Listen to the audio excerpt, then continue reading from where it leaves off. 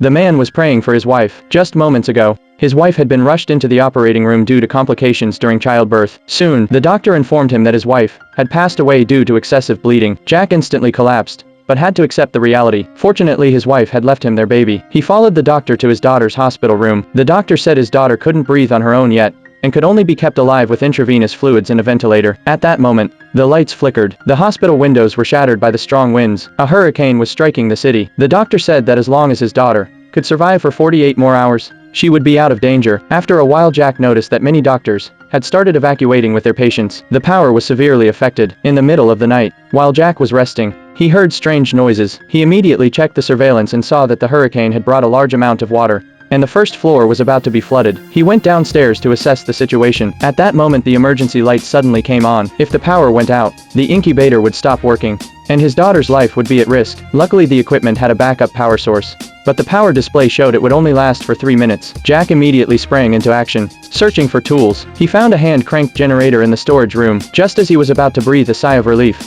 he looked up and saw that there were still only 3 minutes left. So he set a 3-minute timer. Then he ran into the hallway, shouting for help. A nurse told him that the incubator's battery had aged, and their situation was extremely dangerous. The bus that had been helping with the evacuation had encountered an accident on its way back, and they couldn't return to save them. So Jack went outside to search for communication devices, hoping to get help as soon as possible. When he pulled open the front door, his watch's alarm went off. Jack immediately rushed back to recharge his daughter's incubator. Then he ran outside again, continuing his search. He found a two-way radio in a car, and tried to call for help. Before anyone responded, the alarm went off again. He had no choice but to rush back to recharge. However, this time when he returned, Jack found that the battery capacity had decreased again. What should he do to save his daughter's life?